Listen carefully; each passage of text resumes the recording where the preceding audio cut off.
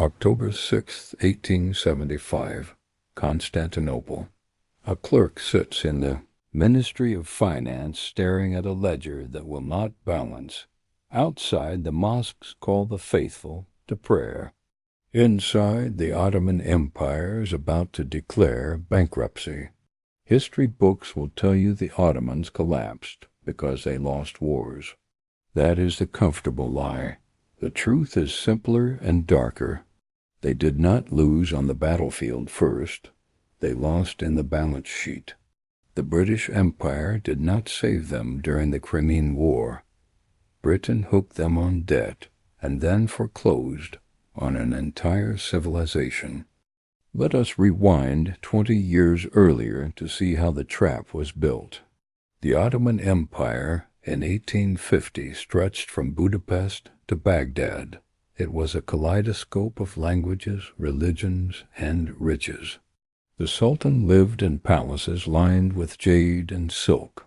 His navy patrolled 3 seas. Ambassadors bowed before the Sublime Porte. The gold leaf and the marble columns, the foundation was crumbling.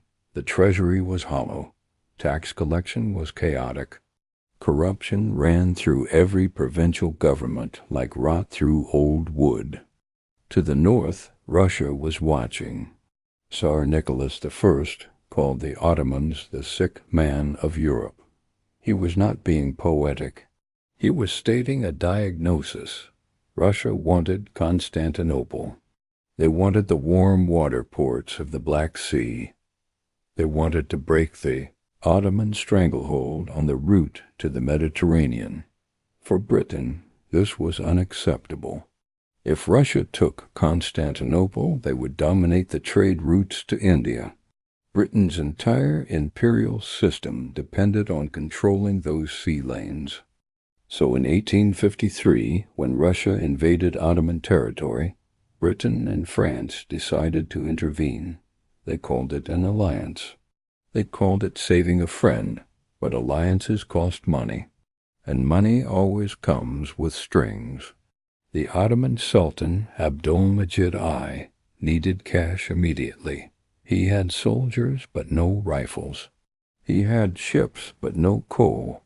War in the modern age required industrial production, and industrial production required capital. For centuries, Ottoman rulers had refused to borrow from Europe. They understood instinctively that debt is the first step toward submission. A debtor obeys his creditor. But in 1854, with Russian artillery shelling the Danube forts, the Sultan had no choice. He turned to London. The bankers were waiting. The first loan was issued in August 1854. The amount was £3 million sterling. In today's currency, that is over $400 million. The terms were brutal. The interest rate was 6%, but the bonds were issued at a discount.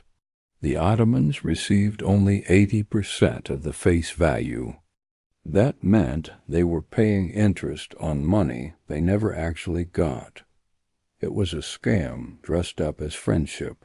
The collateral was even worse. The bankers demanded that Egypt's annual tribute payments be redirected to London. Egypt was the wealthiest province of the empire. The Sultan had just signed away his richest revenue stream to pay for a war he had not started. Back in London, the loan was marketed as patriotic investment. Newspaper advertisements told widows and clergymen to buy Ottoman bonds. They were told it was safe, backed by British guarantees. Thousands of ordinary British citizens poured their savings into these bonds. They believed they were helping the war effort. They did not realize they were funding the first stage of a financial takeover. The bankers who arranged the deal took massive commissions. They made fortunes regardless of whether the Ottomans could ever repay. It was a perfect crime. The risk was transferred to the small investors. The profit stayed with the elite. The Crimean War raged for 3 years. The fighting was horrific. Disease killed more men than bullets. The charge of the Light Brigade became legend. Florence Nightingale became a saint. The British public was told they were defending civilization against Russian barbarism, and in 1856, Russia was defeated. The Treaty of Paris was signed. The Ottoman Empire had survived. The newspapers declared victory. Politicians gave speeches about honor and duty. But in the vaults of Constantinople, a different story was being written in red ink. The empire had won the war but lost its sovereignty. By the end of the war, the Ottomans owed over £8 million. That was more than 2 years of total government revenue. The interest payments alone consumed 20% of the annual budget. To service this debt, the Sultan had to borrow more. In 1858, another loan. In 1860, another. Each new loan came with higher interest rates and harsher collateral terms. The customs revenues of Smyrna were pledged. The taxes from Syrian silk were assigned to foreign creditors. Piece by piece, the financial skeleton of the empire was being sold. The borrowing became addiction. The Sultan could not stop. If he stopped, the government would collapse overnight. The British government watched this spiral with cold calculation. They knew the math did not work. You cannot borrow at 10% interest while your economy grows at 2%. It is a mathematical death sentence. But they kept the loans flowing. Why? Because dependency was the goal. Lord Palmerston understood the principle perfectly. A debtor nation is a vassal nation. As long as the Ottomans owed money to British banks, Britain could dictate policy. They could demand trade concessions. They could station warships in Ottoman ports. They could veto any alliance with rival powers. The debt was a leash that no army could provide. Sultan Abdülmecid died in 1861. His successor, Abdulaziz, inherited the debt and the delusion. Abdulaziz wanted to modernize the empire. He wanted railways, telegraph lines, modern schools, and a steel navy. These were noble goals. But every project required capital, and the only source of capital was Europe. So the borrowing continued. In 1862, a loan for £8 million. In 1863, another £5 million. The bankers in London were ecstatic. The commission fees were enormous. The bonds sold quickly because they were backed by European governments. It was free money for the financial class. The ordinary Ottoman farmer had no idea his taxes were being shipped to Paris and London. By 1870, the situation had become surreal. The Sultan built the Dolmabahce Palace on the shores of the Bosphorus. It was a monument to excess. Crystal chandeliers from France, gold leaf from Italy, marble staircases wide enough to march an army up. The palace cost 14 tons of gold. Every ounce of that gold was borrowed. The British press mocked the Turks for their extravagance. They called them spendthrifts and fools. But the British bankers kept lending. They knew the palace would never be paid for. They did not care. The commissions had already been pocketed. By 1874, the Ottoman Empire owed over £200 million. That was more than 10 times the annual revenue.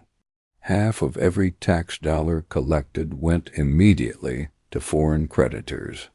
The government could not pay its soldiers. Teachers went without salaries. Infrastructure crumbled. The empire was bleeding out. And then came 1875. That year, a global financial crisis hit. A drought devastated Anatolian crops. tax revenues collapsed. The Sultan looked at the ledger and saw the inevitable. He could not pay. It was over. On October 6, 1875, the Ottoman government announced a partial default. They would pay only half the interest due in cash. The rest would be paid in new bonds. The markets in London and Paris exploded in panic. Ottoman bonds crashed in value. Thousands of British investors lost everything. The newspapers that had once praised the brave Turks now screamed for blood. Politicians demanded the Ottomans be punished. But the major banks were not panicking. They were preparing for the foreclosure. The default triggered political chaos in Constantinople. Sultan Abdulaziz was deposed and found dead under suspicious circumstances. His successor, Murad V, went insane within months. The next Sultan, Abdul Hamid II, inherited a government in ruins. Russia, seeing the weakness, declared war in 1877. The Ottomans fought desperately, but they had no money for ammunition or supplies. They lost territory in the Balkans and the Caucasus. The empire was on its knees. The British and French did not offer help. They offered terms. In 1881, the European powers imposed the Decree of Muharrem. It was a document of surrender. The Ottomans were forced to create the Ottoman Public Debt Administration. This organization was unlike anything in history. It was a foreign bank that operated as a government within a government. The OPDA was headquartered in a massive building overlooking the Golden Horn. Its board of directors was appointed by European creditors. The Sultan had no control over it. The OPDA was given the legal right to collect taxes directly from Ottoman citizens. Think about the scale of that. If you were a farmer in Anatolia and you paid the salt tax, that money did not go to your emperor. It went to a European-run agency. It was then transferred to bondholders in London, Paris, and Berlin. The OPDA controlled the empire's most profitable monopolies: the tobacco tax, the salt tax, the silk tithe, the stamp tax, the fisheries. By 1890, the OPDA employed over 5,000 officials. They were more efficient and more powerful than the Sultan's own bureaucracy. They collected every penny with ruthless precision. This was the ultimate goal of the Crimean War strategy. Britain had not needed to occupy the Middle East with soldiers. They occupied it with accountants. The OPDA turned the Ottoman Empire into a revenue farm for European capital. The empire was no longer sovereign. Sovereignty is solvency, and the Ottomans were insolvent. They could not build infrastructure because they had no money. They could not modernize their military because every dollar was spoken for. When they wanted to build railways, they had to grant concessions to foreign companies. The Germans took the route to Baghdad. The British took Mesopotamia. The French took the Levant. The empire was being carved alive. This financial suffocation directly caused the First World War in the Middle East. The Ottomans aligned with Germany because the British and French were bleeding them dry. Germany offered military aid and technical support. They promised to help the Ottomans escape the debt trap. When war broke out in 1914, one of the Ottoman goals was to abolish the OPDA and regain economic independence. But it was too late. The decades of extraction had left the empire too weak. When British troops marched into Baghdad in 1917 and Jerusalem later that year, they were not conquering unknown lands. They were occupying territories their banks had controlled for 40 years. The soldiers just formalized what the ledger had already accomplished. The Ottoman Empire collapsed in 1918. The OPDA was dissolved in 1928. The debt was finally settled in 1954. Let that sink in. The loan taken out in 1854 to fight the Crimean War was not fully repaid until 100 years later. The new Republic of Turkey inherited a portion of the debt. So did Iraq. So did Syria. These nations began their existence in chains. The interest compounded across generations. The children paid for the mistakes of their grandfathers. The Palace of Dolmabahce still stands today as a museum. Tourists walk through its halls and admire the gold. Few realize those walls were built with borrowed money that destroyed an empire. The lesson here is surgical. Debt is not neutral. Debt is a weapon. The British Empire did not save the Ottomans during the Crimean War. They used the war as cover to trap them in a cycle of borrowing that could never be escaped. The first loan was the bait, the war was the hook, and the OPDA was the net. This is not ancient history. This is the blueprint. Look at international lending today. Look at how the IMF operates. Look at structural adjustment programs. The language has changed, but the mechanism is identical. Lend to a desperate government. Attach conditions. Seize control of revenue streams. Call it reform. The British did not conquer the Middle East with the cavalry. They conquered it with compound interest. They kept the sick man of Europe alive just long enough to write him into the will. And when he finally died, they inherited everything. The soldiers who charged into the valley of death believed they were fighting for honor. They were actually the advance guard for a hostile takeover. The blood was real. But the war was always about the ledger. History is not written by the victors. It is written by the creditors. Empires do not fall because they lose battles. They fall because they run out of cash. The Ottoman Empire did not collapse in 1918. It collapsed in 1875 when the math stopped working. Everything after that was just a slow-motion crash. The Crimean War was not a rescue mission. It was a loan-sharking operation dressed up in the language of alliance. And the bill came due for 100 years. Subscribe now to stay ahead of the curve, because when the history books are written, you will want to be among the few who saw it coming. Empires fall in silence, unnoticed, until it is too late. The ledger always wins, always.